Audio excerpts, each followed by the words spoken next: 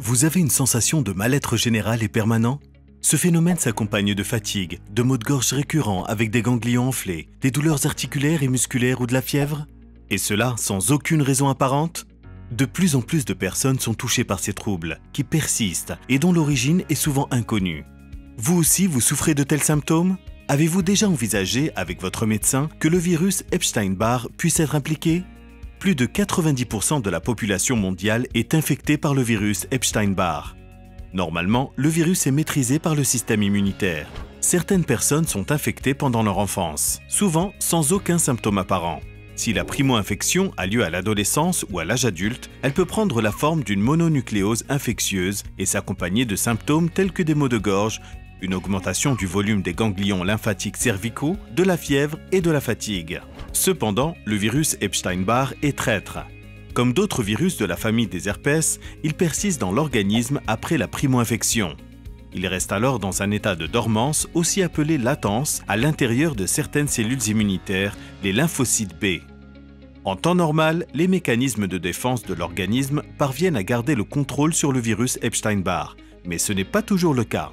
Pour mieux comprendre ce virus, imaginez un instant le corps humain comme une maison à plusieurs étages.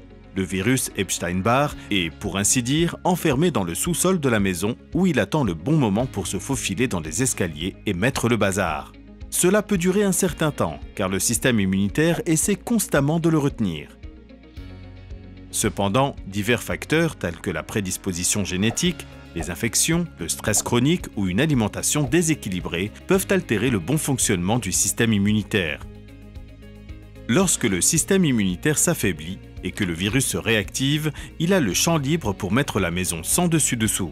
Cela peut entraîner l'apparition de nombreux symptômes dont les causes ne sont pas toujours évidentes.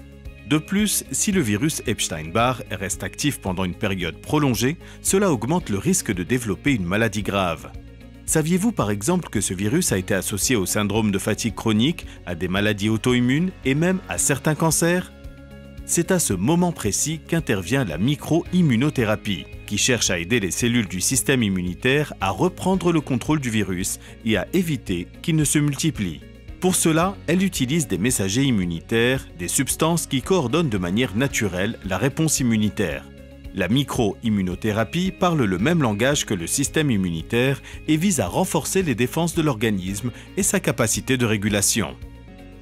Lorsque le système immunitaire retrouve toute sa force, il enferme à nouveau le virus au sous-sol et celui-ci retombe dans un état de latence. Ainsi, il ne peut plus causer autant de dommages. La micro-immunothérapie est une approche qui respecte le fonctionnement naturel de l'organisme et peut être utilisée afin de soutenir le système immunitaire à long terme dans les cas d'infection par le virus Epstein-Barr. Si ce traitement vous intéresse, consultez votre médecin ou tout autre professionnel de santé. Vous pouvez également naviguer sur le site internet de l'Institut français de micro-immunothérapie.